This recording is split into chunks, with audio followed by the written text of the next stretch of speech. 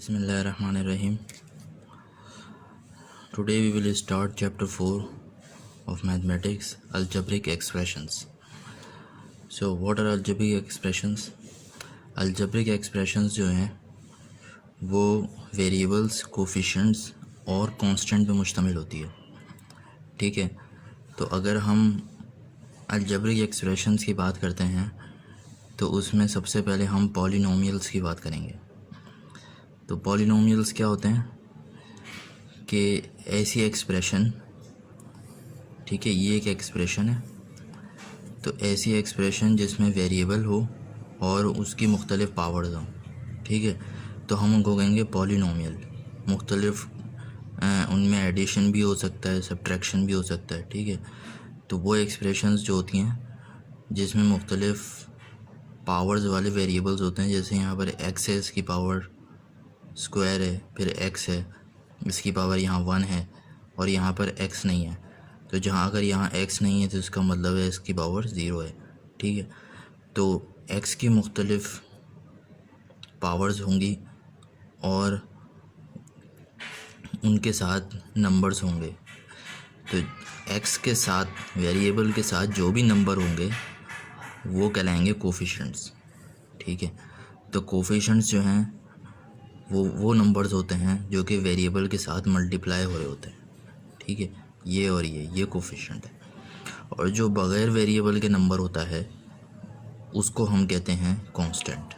ठीक है, तो जिस नंबर के साथ कोई वेरिएबल नहीं होता वो कांस्टेंट कहलाता है, और जो वेरिएबल के साथ मल्टीप्लाई हो रहे होते हैं नंबर्स वो कोफिशिएंट्स कहलाते हैं.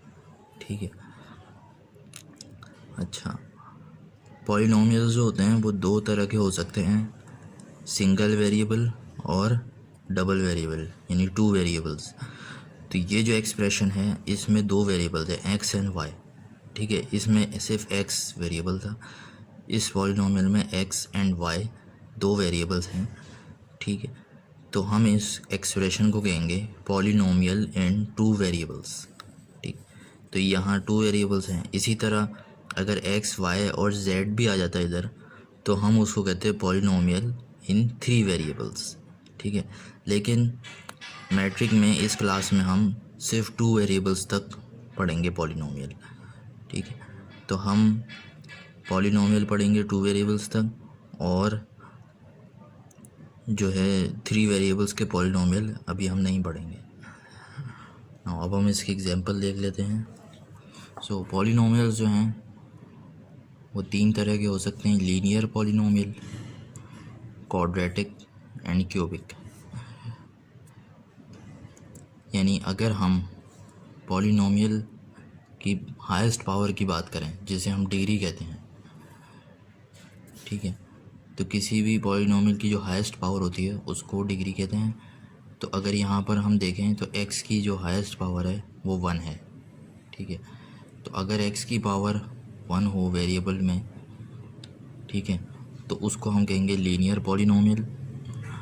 और अगर x की पावर 2 होगी हाईएस्ट तो हम उसको कहेंगे क्वाड्रेटिक. ठीक है, यहाँ डिग्री 2 है. और अगर पावर 3 हो हाईएस्ट, यानी डिग्री 3 हो, तो हम उसको कहेंगे क्यूबिक पॉलिनोमियल. ठीक है, तो based on the degree of the polynomial we have 3 types: linear polynomial, quadratic polynomial and cubic polynomial. Now we have classification of polynomials. So अगर हम polynomials के अंदर टर्म्स की बात करें, टर्म्स क्या होती हैं जो कि प्लस हो रही होती हैं, माइनस हो रही होती हैं. तो अगर हम टर्म्स के हिसाब से बात करें तो पॉलिनोमियल में अगर एक टर्म होगी तो मोनोमियल होगा, यानी 1 टर्म. ठीक है, एक ही टर्म होगी, जैसे ये एक टर्म है. ठीक है, ये एक टर्म है. अगर 2 टर्म्स होंगी तो हम कहेंगे बाइनोमियल, जैसे 3x और 4y, ये 2 टर्म्स हैं और ये आपस में सब्ट्रैक्ट हो रही हैं. ठीक है, तो ये 2 टर्म्स हैं. इसी तरह नीचे है 7x³ + 3xy, तो यहाँ पे भी 2 टर्म्स हैं, ये ऐड हो रही हैं. तो अगर 2 टर्म्स एक होगी पॉलिनोमियल में तो हम उनको कहेंगे बाइनोमियल। इसी तरह अगर 3 टर्म्स होंगी, जैसे यहाँ 3 टर्म्स हैं, ठीक है, तो इसमें 2x² + 5x, तो ये 3 टर्म्स आपस में प्लस और माइनस हो रही हैं, तो इसी तरह इनको हम कहेंगे ट्राइनोमियल। और अगर उससे ज़्यादा टर्म्स होंगी तो हम उनको कहेंगे मल्टीनोमियल टर्म्स। अच्छा, अब हम आ जाते हैं ऑर्डर ऑफ अलजेब्रिक एक्सप्रेशंस। यानी अभी हमने देखा कि अलजेब्रिक एक्सप्रेशंस जो हैं उनको बहुत सारी टाइप्स की होती हैं, तो अब हम उस ऑर्डर से क्या मुराद है। तो ऑर्डर दो तरह के होते हैं, असेंडिंग ऑर्डर या डिसेंडिंग ऑर्डर। असेंडिंग ऑर्डर में मतलब पावर इज़ इंक्रीजिंग, ठीक है, पावर इंक्रीजिंग, तो वेरिएबल जो भी होगा उसकी अगर पावर इंक्रीज़ हो रही होगी एक्सप्रेशन में, तो हम उसको कहेंगे कि वो असेंडिंग ऑर्डर में है। और अगर पावर डिक्रीज़ हो रही होगी तो हम उसको कहेंगे कि वो डिसेंडिंग ऑर्डर में है, ठीक है। तो इसमें हम जो एक्सप्रेशन लिखते हैं तो हम लोएस्ट टू हाईएस्ट, यानी लोएस्ट पावर से हाईएस्ट पावर की तरफ लिखते हैं। तो जब भी हम डिसेंडिंग ऑर्डर की बात करेंगे या असेंडिंग की बात करेंगे तो हम टर्म्स को पहले अलग अलग देखेंगे। यानी जैसे ये टर्म्स है, ये टर्म है और ये टर्म है, ये 3 टर्म्स हैं। इन तीनों टर्म्स में हमने वेरिएबल की पावर को देखना है कि वेरिएबल की पावर क्या है। तो यहाँ पर वेरिएबल सी के अंदर x है ही नहीं, इस वजह से यहाँ वेरिएबल की पावर क्या होगी, यानी कि 0, ठीक है। यहाँ पर वेरिएबल x की पावर 0 है। इस टर्म में x की पावर 1 है, ठीक है, अगर कुछ नहीं लिखा हुआ तो उसका मतलब 1 पावर 1। और इस टर्म में x की पावर 2 है।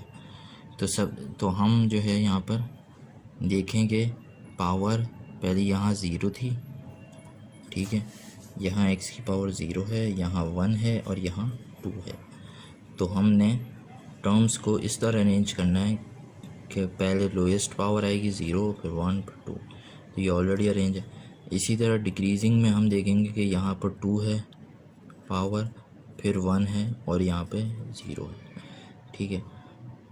तो असेंडिंग में क्या होता है, पावर लोएस्ट पावर से हाईएस्ट पावर की तरफ जाते हैं, और डिसेंडिंग में हम अरेंज करते हैं हाईएस्ट से लोएस्ट की तरफ। तो अगर अब एग्जांपल्स देख लेते हैं अब इसकी। पहली एग्जांपल ये है 2a³ + 4ay² - 5a² y³। तो यहाँ हम पहले टर्म्स को अलग अलग कर लेते हैं। फर्स्ट टर्म ये है, सेकंड टर्म ये हो जाएगी और थर्ड टर्म ये है, ठीक है। तो इसका मतलब ये हुआ कि हम जो है सबसे पहले इन टर्म्स को अरेंज करेंगे, लेकिन यहाँ पर 2 वेरिएबल्स हैं, एक a है और एक y है, सही। तो हम सबसे पहले विद रिस्पेक्ट टू a यानी a को देखेंगे और उसके हिसाब से इन टर्म्स को अरेंज करेंगे। तो हमने करना है असेंडिंग ऑर्डर में, यानी लोएस्ट से हाईएस्ट की तरफ। तो सबसे पहले a की जो लोएस्ट पावर है वो ये है, यानी कि a की पावर 1, ठीक है।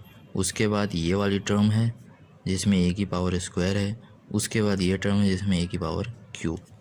तो हम अगर इसको असेंडिंग में लिखेंगे तो इस तरह लिखेंगे कि पहले ये + 4a1 4 + 4ay², सेकेंड टर्म है ये, ठीक है, -5a² और थर्ड टर्म है ये। यहाँ पर साइन कुछ नहीं है तो इसका मतलब प्लस होगा, तो यहाँ प्लस आ जाएगा 2a³y, ठीक है।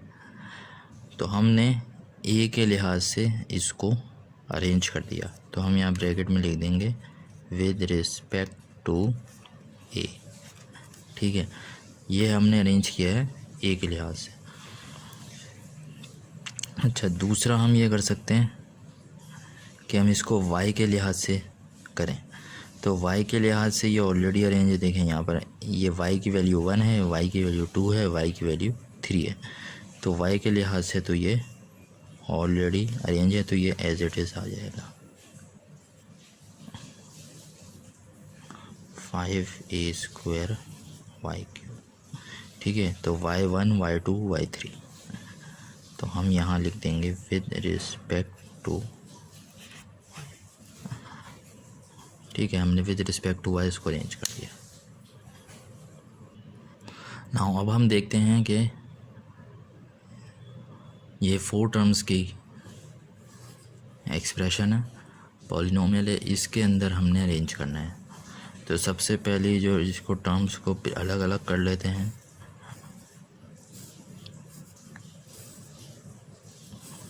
तो ये 4 टर्म्स आ गए हमारे पास। ठीक है, इन 4 टर्म्स में हमने देखने के वेरिएबल्स कौन से हैं। सबसे पहले तो देखें, ये ए वेरिएबल है, दूसरा इसमें एक्स वेरिएबल है। ठीक है, एक्स यहाँ पर आ गया, और तीसरा वेरिएबल वाई है और जेड है। तो हमारे पास 4 वेरिएबल्स आ गए एक तरह से। अब हम इनको हर वेरिएबल के हिसाब से अलग अलग अरेंज करेंगे। अरेंज हमने करना है असेंडिंग ऑर्डर में। तो सबसे पहले हम विद रिस्पेक्ट टू ए करते हैं। तो अगर हम विद रिस्पेक्ट टू ए करेंगे तो हम किस तरह लिखेंगे इसको। सबसे पहले वो टर्म लिखेंगे जिसमें ए है ही नहीं, यानी ये वाली टर्म 3x²। इसमें ए है ही नहीं, तो इसमें ए की पावर क्या हो, 0। दूसरी टर्म है ए जिसकी पावर 1 है। तीसरी टर्म ए वाली है, ये है ए की पावर 4 और यहाँ ए की पावर स्क्वायर। तो हम ए की पावर स्क्वायर लिखेंगे 4a² z² और फिर -2a4। तो ये हमने इसको अरेंज कर दिया विद रिस्पेक्ट टू ए। ठीक है, सेकंड हम इसको अरेंज करेंगे विद रिस्पेक्ट टू एक्स। अगर हम विद रिस्पेक्ट टू एक्स करते हैं तो सबसे पहले तो यहाँ पर x की वैल्यू मौजूद है, यहाँ भी x नहीं है, यहाँ भी x नहीं है, यहाँ भी x नहीं है। तो अगर हम देखें तो यहाँ ये तीनों जो टर्म्स हैं इसमें x की पावर 0 है, तो ये तो हम एज इट इज़ लिख लेंगे ay² 2a4 4a² z² और फिर 3x² लिख देंगे। ठीक, ये हमने कर दिया विद रिस्पेक्ट टू x।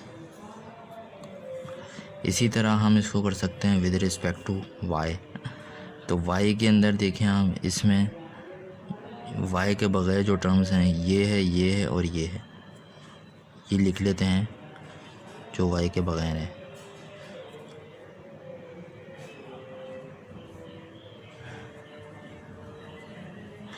और y के साथ जो टर्म है वो हम बाद में लिखते हैं उसकी पावर स्क्वायर। तो इस पूरे इन तीनों में y की पावर 0 होगी और यहाँ y की पावर स्क्वायर। ये हमने इसको अरेंज कर दिया विद रिस्पेक्ट टू y। इसी तरह विद रिस्पेक्ट टू z भी कर सकते हैं।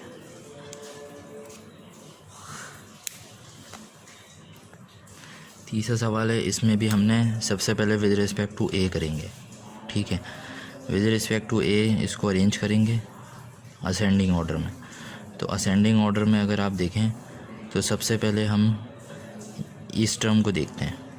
ये टर्म जो है ए के बगैर है, तो इसका मतलब है सबसे पहले ये वाली टर्म आ जाएगी x²। उसके बाद यानी ए की पावर 0 होगी यहाँ पर। उसके बाद ए की पावर 1 वाली टर्म जो है वो ये है, यहाँ ए की पावर 1 है, तो ये टर्म आ जाएगी। उसके बाद ये टर्म है जिसमें ए की पावर 2 है, तो ये वाली टर्म आ जाएगी +2a² xy।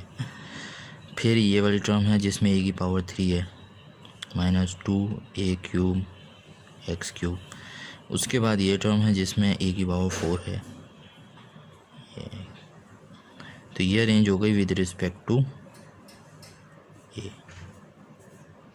ठीक है, इसी तरह इसके अंदर x y, ठीक है, x, तो x और y के लिहाज से भी आप इनको अरेंज कर सकते हैं।